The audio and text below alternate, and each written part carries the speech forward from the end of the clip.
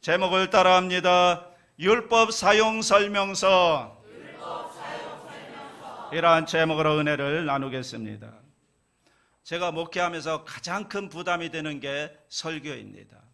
어떻게 하면 설교를 좀 더 잘할 수 있을까? 왜냐하면 설교를 해서 성도들에게 은혜를 끼쳐야 되잖아요. 은혜를 못 받는 설교를 하면 얼마나 힘든지 모릅니다. 그래서 설교가 늘 부담이 되고 힘듭니다. 저는 보통 설교 준비를 조용기 옛날 원로 목사님이 하신 말씀에 따라 한 2주 전에 설교를 준비해 뒀는데, 아무튼 이 설교가 그만큼 마음에 부담이 되기 때문에 너무나 힘듭니다. 어느 교회 어느 목사님이 목회를 하는데 그 목사님도 언제나 설교가 문제였어요. 설교를 좀 잘해야 될 텐데 어떻게 하면 설교를 잘할 수 있을까? 항상 마음속에 걱정하는데 마침 그 옆 동네 교회에 부흥회가 있대요. 부흥회가 있는데 강사님이 오시는데 아주 유명한 설교자가 와서 부흥회를 인도한다는 겁니다. 그래서 마침 잘 됐다. 어떻게 설교를 해야 잘해야 되나 한번 가서 보자. 그래서 이 목사님이 그 집회에 참석을 했습니다. 어떻게 하나 보자. 이제 부흥회가 시작이 되고요, 강사님이 나오셔서 설교를 시작하는데 이렇게 시작을 하더래요. 여러분, 제가 처음으로 사랑했던 여자는 다른 남자의 아내였습니다. 그러니까 거기에 기대하며 듣고 있던 모든 사람들이 아마 저 순간 정적이 흐르면서 이게 깜짝 놀랐죠. 이게 도대체 뭔 소리냐. 처음 사랑했던 여자가 다른 남자의 아내였다니. 이건 도대체 뭔 일이냐. 그러는데 그때 그 목사님이 바로 그 여자는 저의 어머님이셨습니다. 그러면서 어머니가 자기에게 베풀어 주셨던 그 사랑, 은혜를 쭉 설명하면서 결론은 예수님의 사랑이 이렇다. 이렇게 설교를 이어가서 정말 은혜가 충만한 그런 부흥회였답니다. 그러니까 이 목사님이 그 설교를 들으면서 바로 저거다. 바로 저거다. 그래서 내가 왜 이걸 몰랐는가? 나도 이렇게 하면 되겠다.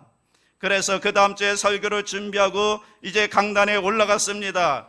야심차게 준비했잖아요. 그러면서 이제부터 나도 설교를 잘할 수 있다. 그러면서 이제 설교를 시작하는 겁니다. 어떻게 시작해요? 여러분, 제가 처음 사랑했던 여자는 다른 남자의 아내였습니다. 그랬더니 갑자기 교회가 술렁술렁 되기 시작하는 겁니다. 드디어 우리 목사님이 맛이 갔구나. 사람들이 술렁대고요, 앞에 앉아있던 장로님들 째려보고요. 그러니까 순간 이 목사님이 멘붕 상태가 온 거예요. 머리가 하얘진 거예요. 그 다음 말을 이어가야 되는데 하나도 떠오르지 않습니다. 그래도 일단 이야기를 시작했으니까 계속 이어가야 될 거 아닙니까? 어떻게 할까? 그래서 그 할 수 없이 한 얘기가 뭐냐면, 그런데 여러분, 그 여자가 누군지 기억이 안 납니다. 이렇게 했더랍니다. 여러분, 잘 사용해야 합니다. 똑같은 이야기도 어떻게 사용하느냐에 따라, 어떻게 이야기하느냐에 따라 감동이 되기도 하고요, 주책이 되기도 합니다. 이건 우리 인생도 마찬가지 아닐까요? 여러분, 통계에 따르면요, 전자제품을 사용하다가 고장났다고 이 반품을 하는 경우 30% 이상이 이 매뉴얼대로, 사용 설명서대로 사용하지 않은 경우가 대부분이라는 겁니다. 잘못 사용한 겁니다. 제대로 사용해야 되는데. 여러분, 한국인의 특징 가운데 하나가 무엇인가 하면 사용 설명서를 제대로 보지 않는다는 통계가 있습니다. 잘 안 봐요. 사용 설명서가 분명히 있음에도 불구하고 그걸 보지 않습니다. 전기밥솥을 샀습니다. 어떻게 하죠? 한국 사람 일단 코드부터 꽂고 봅니다. 설명서 안 봐요. 그냥 꽂고 그 다음에 자기의 어떤 경험, 자기가 해왔던 어떤 그런 습관에 따라서 전기밥솥을 사용합니다. 그러니까 고장납니다. 고장나면 그 다음에 어떻게 해요? 제품이 문제다. 이렇게 이제 이야기하는 거죠. 제대로 사용해야 되는 겁니다. 여러분, 우리 신앙도 마찬가지 아닐까요?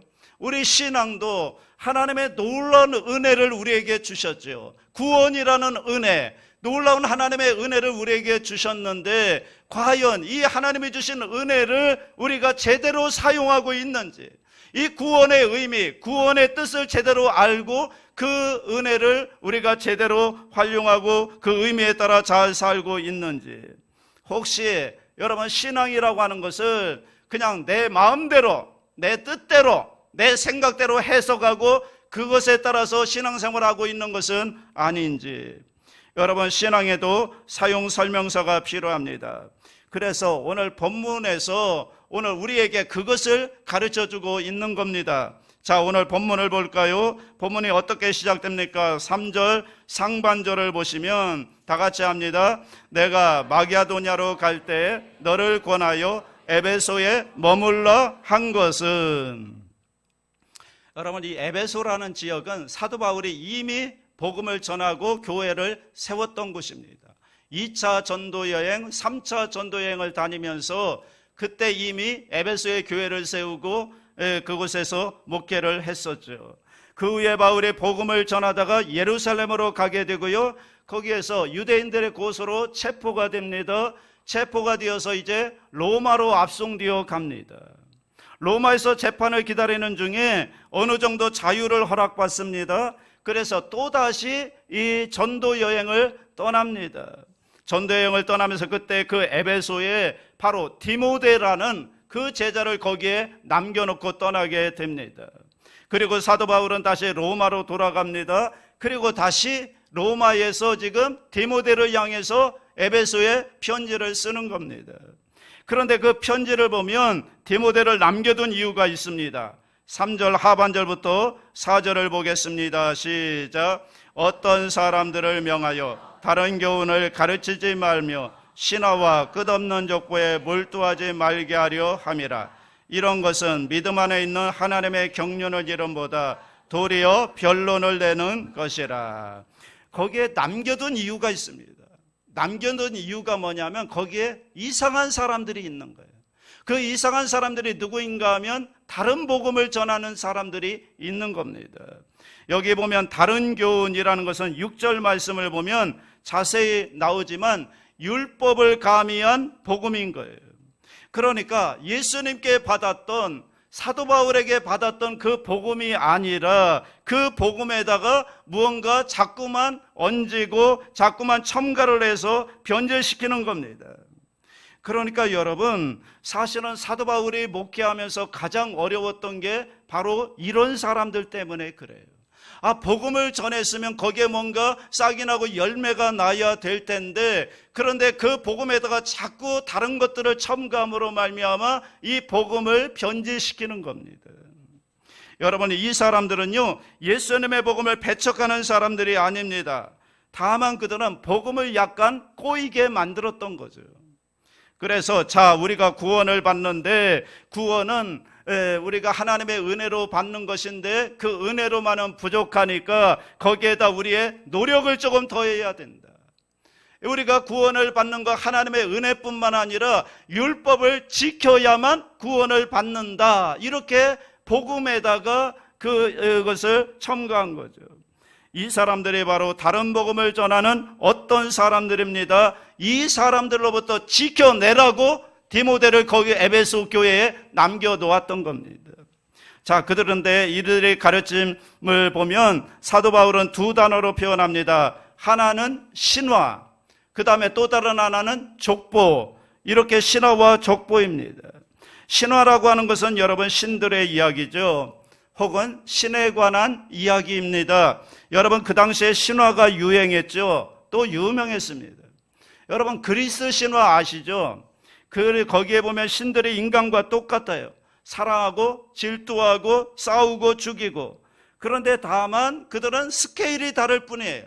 우리는 싸울 때, 인간들은 싸울 때 칼과 창과 활을 가지고 싸운다면 그 그리스 신화에 나오는 신들의 싸움은요, 천둥을 가지고 싸운다든가 번개를 가지고 싸운다든가 이런 스케일만 다를 뿐이지 똑같습니다.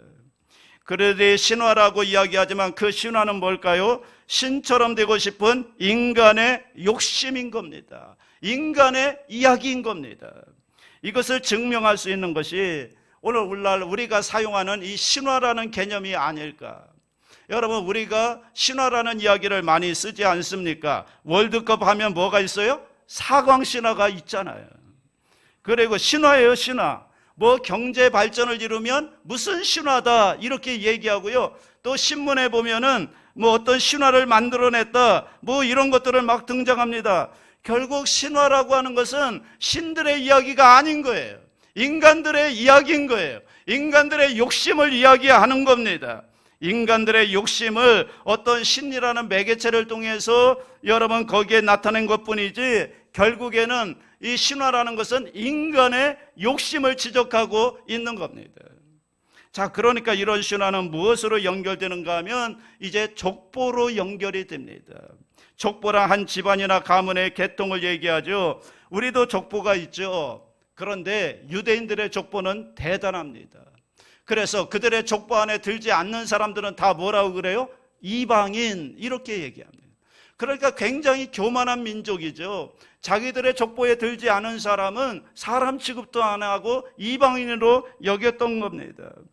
자기들 외에는 다 이방인이죠. 그래서 아브라함이나 이삭이나 야곱, 모세, 훌륭한 조상의 후손들이라는 겁니다. 결국은 뭘까요? 결국은 인간의 혈통을 자랑하고 있는 거예요.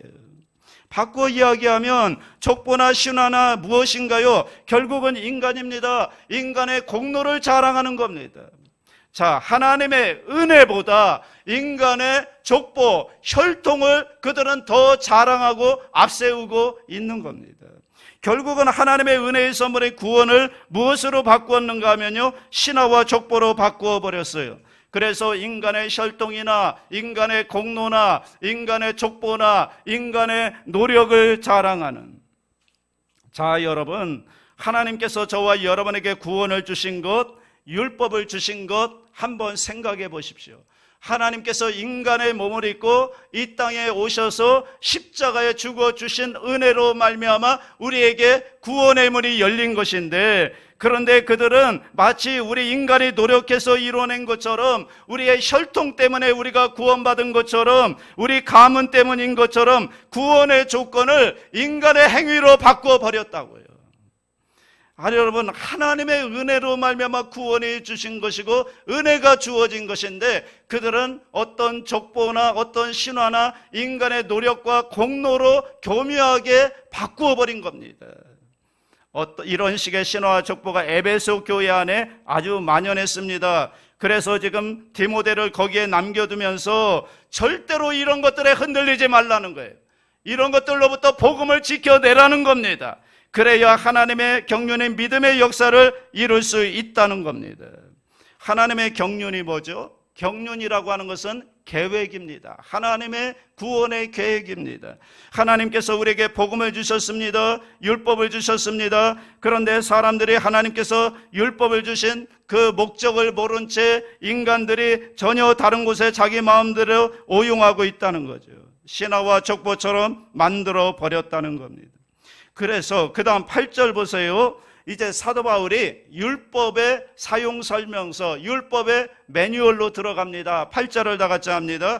그러나 율법은 사람이 그것을 적법하게만 쓰면 선한 것임을 우리는 아노라. 여러분, 율법이라는 것은 악한 게 아니에요. 율법은 하나님께서 우리의 은혜의 선물로 우리에게 주신 거예요. 이것을 율법을 그 매뉴얼대로 사용 설명서대로 잘 사용하면 우리에게 굉장히 유익하고 득이 되는 것인데, 이것을 잘못 사용하면 우리에게 악이 되는 것이죠. 그들이 지금 잘못 쓰고 있기 때문에 문제가 된다는 겁니다. 그러면서 9절 10절에서 이제 율법의 목적을 구체적으로 설명해 줍니다. 9절 10절 다 같이 합니다.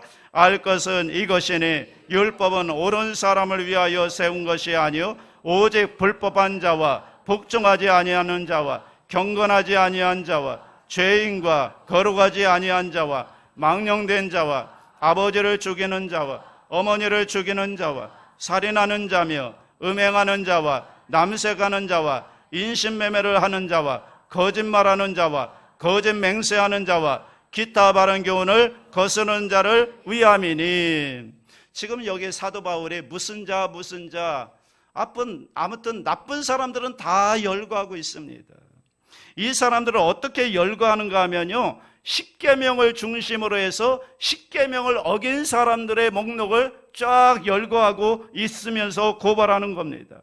불법한 자, 복종하지 아니한 자, 경건하지 아니한 자, 죄인, 거룩하지 아니한 자, 하나님의 이름을 망령되게 일컫는 자, 아버지를 치는 자, 어머니를 치는 자, 살인하는 자, 음행하는 자, 남색하는 자, 동성연애죠, 인신매매를 하는 자, 거짓말하는 자, 거짓 맹세하는 자, 바른 교훈을 거스르는 자. 여러분, 왜 이걸 쭉 열거해 놨을까요? 한번 보라는 거예요. 우리 보고 한번 보라는 거예요. 우리도 여기에 해당한다는 거예요. 여러분, 이렇게 쭉 열거된 목록 가운데 여기에 해당되지 않는 사람이 여러분 한 사람이라도 있습니까? 여러분 가운데 혹시 나는 그것과는 상관이 없습니다, 나는 율법을 다 지켰기 때문에 나는 거기에 해당되지 않습니다, 이렇게 말할 사람이 여기에 있습니까? 성경은 우리에게 뭐라고 얘기하죠? 기록된 바 의인은 없나니 하나도 없다는 거예요. 모든 사람이 죄를 범하였음에 하나님의 영광이 이루지 못하였다. 그러니까 율법의 저촉을 받지 않은 사람은 아무도 없다는 겁니다. 사도 바울은 지금 이런 죄인들의 목록을 십계명 중심으로 쭉 열거하면서 율법이 바로 이런 사람들을 위한 거다라는 거예요. 다시 말해서 죄인들을 위하여 율법이 주어진 것이다. 율법은 의인들을 위하여 있는 것이 아니다, 죄인들을 위하여 있는 건다. 이것이 여러분 하나님께서 우리에게 율법을 주신 의도인 것입니다. 그러니까 바꿔 이야기하면 하나님께서 율법을 통해서 우리가 무엇을 알기를 원하는가 하면 우리가 누구인가를 보라는 거예요. 내가 누구인가를 보라는 거예요. 이 율법을 통해서 내가 얼마나 큰 죄인인가를 보라는 거예요. 여러분, 법이 없으면요, 기준이 없으면 우리가 뭘 잘했는지 못했는지 알 수 없잖아요. 그래서 하나님께서 우리에게 율법을 주셨다니까요. 그 율법을 통해서 너희가 얼마나 죄인인가를 깨달으라는 겁니다. 죄인인가를 알라는 겁니다. 그래서 여러분, 율법을 제대로 사용하는 율법 매뉴얼의 첫 번째는 뭐냐면요, 율법을 통해서 인간이 얼마나 죄인인가를 알라는 겁니다. 내가 얼마나 큰 죄인인가를 깨달아 알라는 겁니다. 인간에게는 구원의 여지가 없고요, 구원을 향해서는 인간의 노력으로는 절대로 불가능한 존재라는 사실을 알라는 겁니다. 그러니까 어떻게 해요? 그렇기 때문에 내가 구원받을 수 있다면 그것은 전적으로 하나님의 은혜밖에는 없습니다. 이 고백을 향해 나오도록 율법을 몽학성생으로 우리에게 주어진 것입니다. 그런데 문제는 지금 유대인들이 그것을 어떻게 오해했다고요? 그것을 지킴으로 구원을 얻는다, 이렇게 오해했다는 겁니다. 여러분, 우리는 율법을 잘 사용하고 있습니까? 어떠한 그리스도인이 죽어서 천국에 갔어요. 천국에 간 것은 아니고 천국 문 앞에 갔어요. 천국 문 앞에 가니까 누가 한 사람이 딱 지키고 서 있는데 한눈에 봐도 사도 바울 같더래요. 사도 바울이 거기에 딱 지키면서 그러더래요.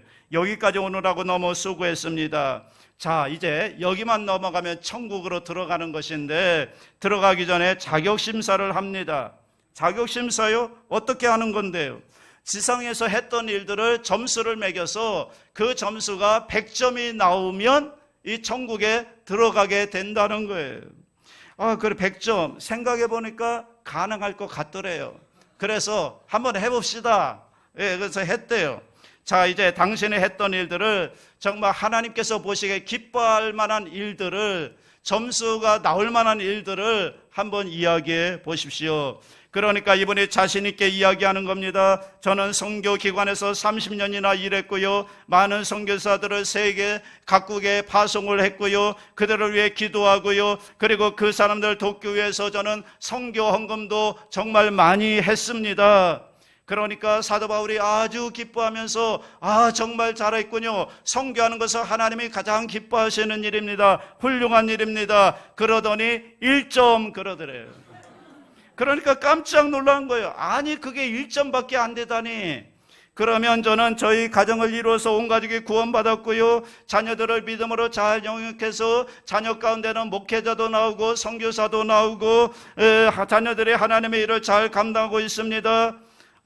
그렇게 가정을 이룬 거 훌륭한 일이죠. 정말 잘하셨습니다. 그러더니 2점을 더 드리겠습니다. 그러더니 이젠 비상이 걸린 겁니다. 이거 2점. 그러더니 저는 60년 동안 한 번도 예배에 빠진 일이 없고, 예배에 모여는 새벽기도, 전도, 성경 공부, 교회에서 하는 일에는 모두 참석했습니다. 그랬더니 예, 훌륭합니다. 점수 1점을 더 주겠습니다. 전부 몇 점이에요? 4점이에요.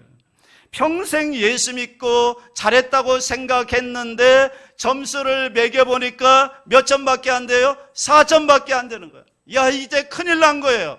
여러분, 천국 문 앞에까지 갔는데 천국에 들어가지 못하면 이게 뭔 일입니까? 들어가야 되지 않습니까? 마음이 답답해집니다. 결국 그 앞에 무릎을 꿇습니다. 무릎을 꿇고 눈물을 흘리면서 하나님, 저는 죄인입니다. 저는 예수님을 믿습니다. 예수님의 은혜를 구합니다. 예수님의 은혜가 아니고는 내가 천국에 들어갈 방법이 없겠네요. 그렇게 고백하는 순간 천국 문이 쫙 열리더니 100점 그러더래요. 여러분, 그렇지 않습니까? 천국은요, 예수님의 십자가의 은혜로 말미암아 가는 줄로 믿습니다. 우리가 뭘 해서 공로를 세워서 점수를 매겨봤자 여러분, 우리가 4점밖에 안 되는 거예요. 율법이라고 하는 것은요, 영광의 복음을 위한 전주국입니다. 여러분, 율법이 없다면 어떻게 우리가 하나님의 은혜를 알 수가 있겠냐고요. 율법이 있으니까 하나님의 은혜가 귀한 것이고 하나님의 은혜로 구원받아 우리가 천국에 가게 되는 줄로 믿습니다. 그렇기 때문에 율법이 귀한 겁니다. 여러분, 우리가 우리 자신을 보면 괜찮잖아요.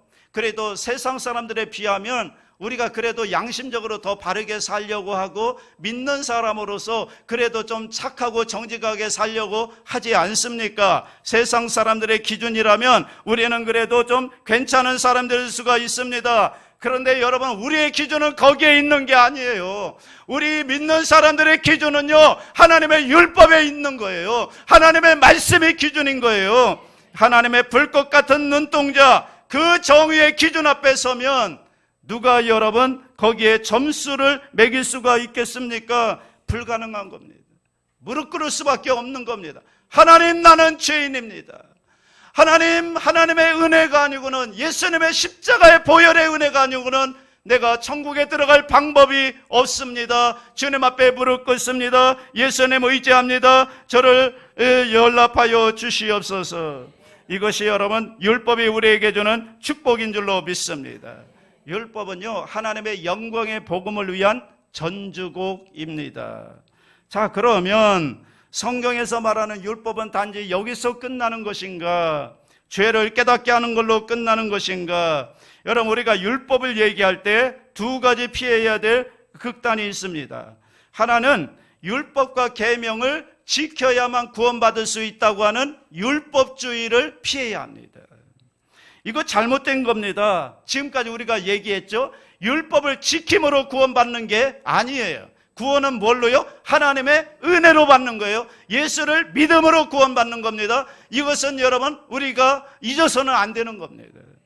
또 하나 극단은요, 그것은 구원은 은혜로 얻는 것이니까 율법은 필요 없다, 율법은 안 지켜도 된다, 아무것도 아니다라고 생각하는 율법 무용론이라는 극단을 피해야 합니다. 둘 다 문제입니다. 둘 다 이단입니다. 여러분, 우리가 율법과 은혜를 생각할 때 우리는 둘 중에 하나를 선택하는 것으로 이렇게 오해해서는 안 된다는 거예요. 다시 말하면 율법이냐 은혜냐라는 식의 것이 아니라는 거예요. 여러분, 율법과 복음이라는 것, 율법과 은혜라는 것은 동전의 양면과 같아요. 이게 함께 가는 거예요. 함께 있어야 하나가 되는 겁니다. 어느 한쪽만 있으면 안 되는 겁니다. 서로 보완해 주는 겁니다. 서로 합쳐야 되는 겁니다. 이것이 구원에 있어서 아주 중요한 두 기둥인 거죠.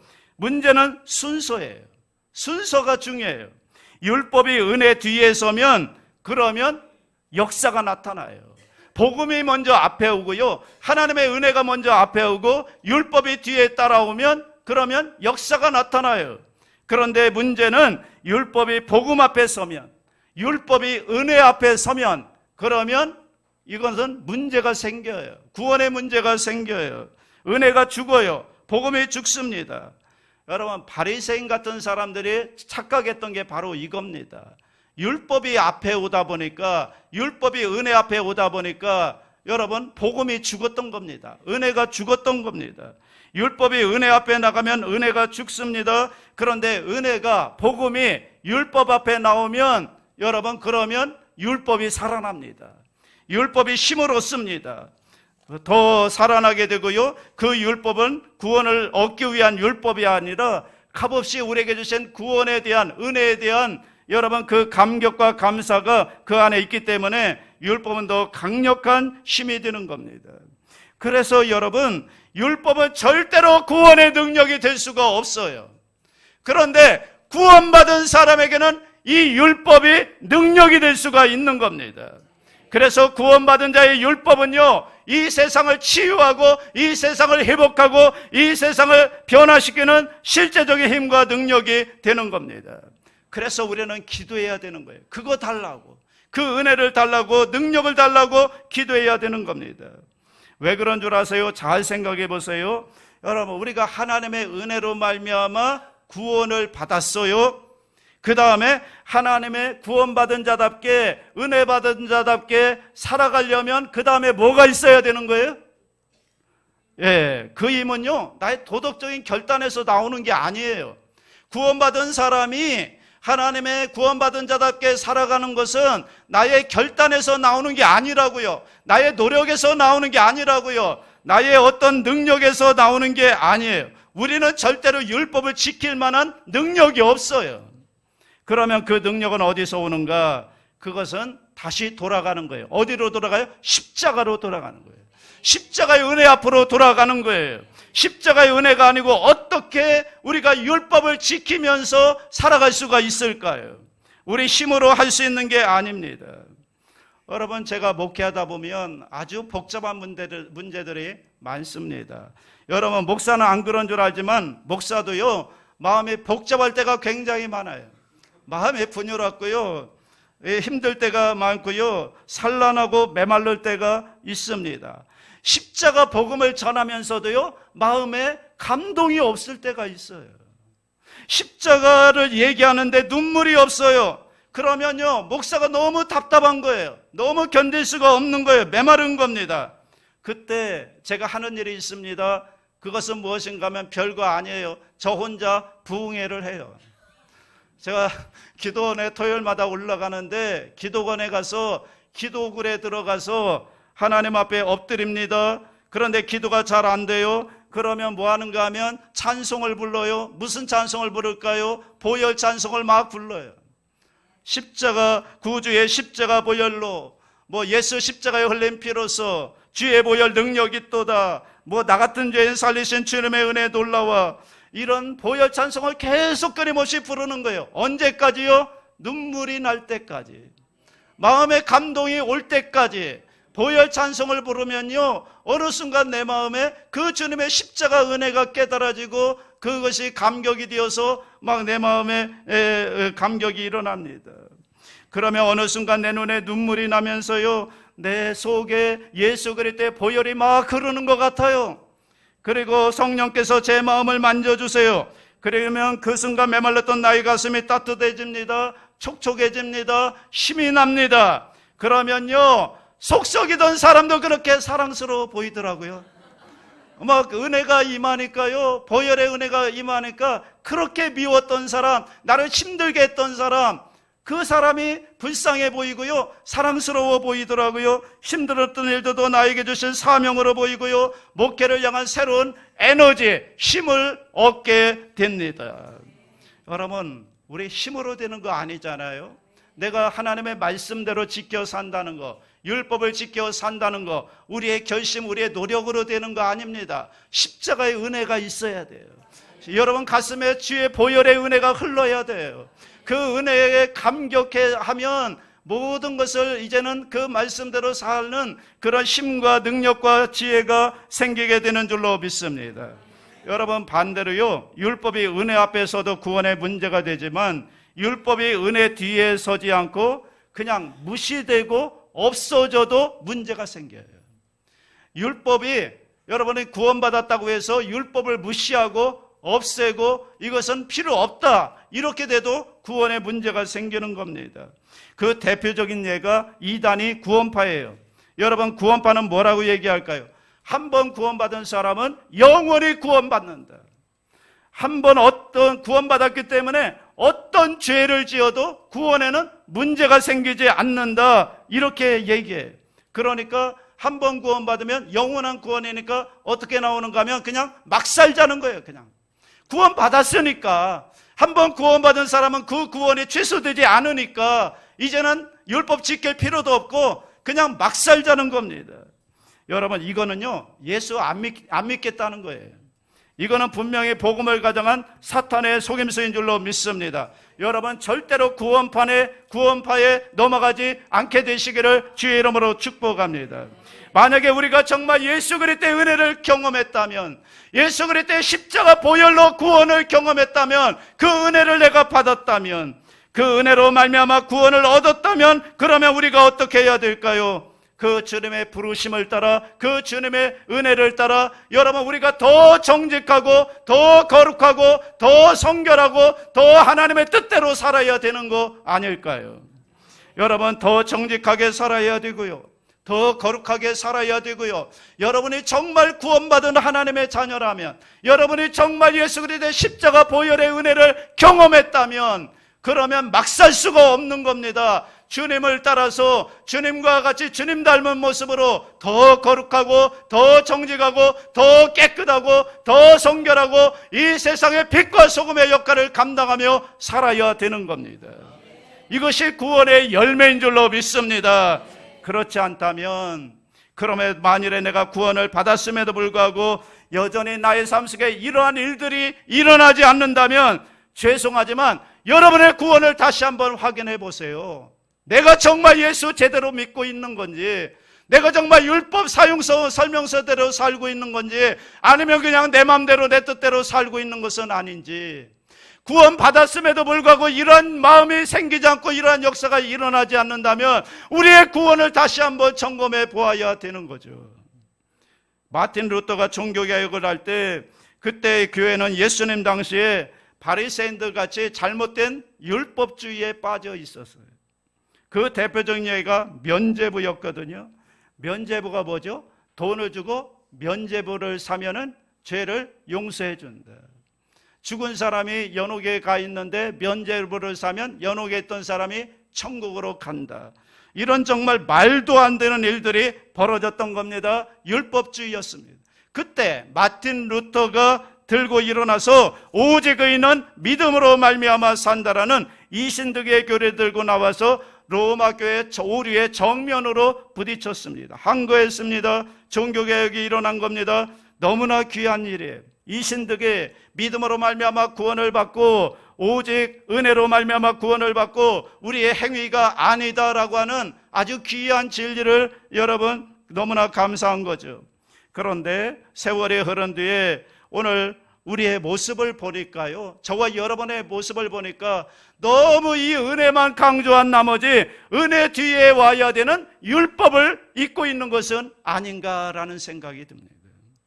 율법주의를 극복하고 은혜로 말미암아 구원을 얻는다는 순수한 복음을 회복하는 것은 너무나 감사한 일인데, 그런데 그 은혜 뒤에 와야 되는 율법을 우리가 잊어버리고 망각하고 그냥 내 마음대로 살고 있는 것은 아닌가.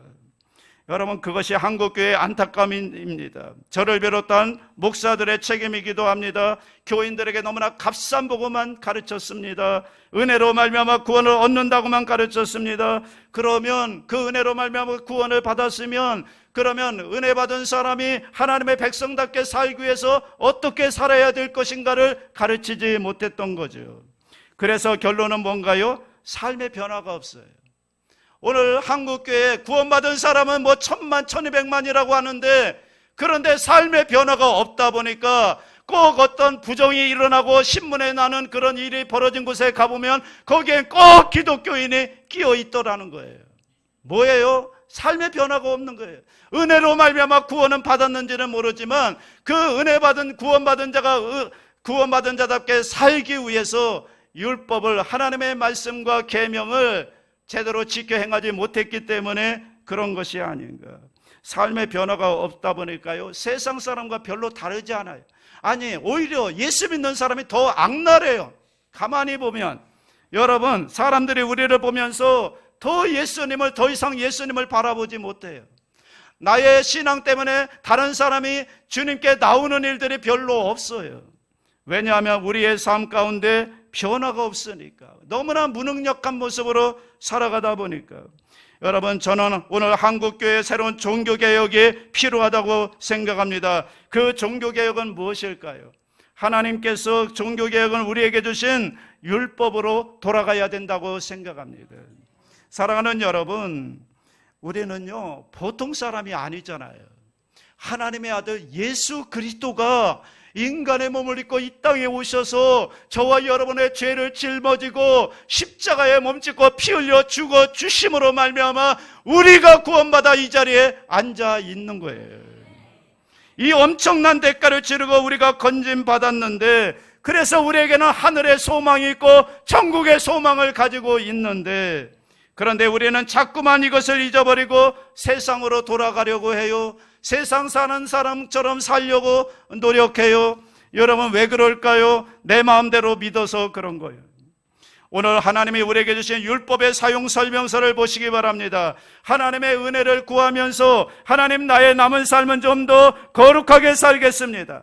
하늘을 바라보며 또 우리를 구원해 주신 예수 그리스도의 십자가를 바라보면서 십자가에 부끄럽지 않은 삶을 살겠습니다. 깨끗한 삶을 살겠습니다. 정직하게 살겠습니다. 반듯하게 살겠습니다. 최소한 세상 사람들보다는 더 깨끗하고 정직하게 살게 원합니다. 그 거룩한 능력으로 이 병든 세상을 치유하며 변화시키며 축복하며 살아가기를 원합니다. 오늘 이것이 저와 여러분의 고백이 되어야 할 줄로 믿습니다. 그렇게 살아갈 때 하나님께서 저와 여러분을 축복해 주십니다. 하나님께서 율법을 주신 목적에 따라 오늘도 우리가 귀한 일을 이루어 가서 가는 저와 여러분 될 수 있기를 주님의 이름으로 축복합니다. 사랑해.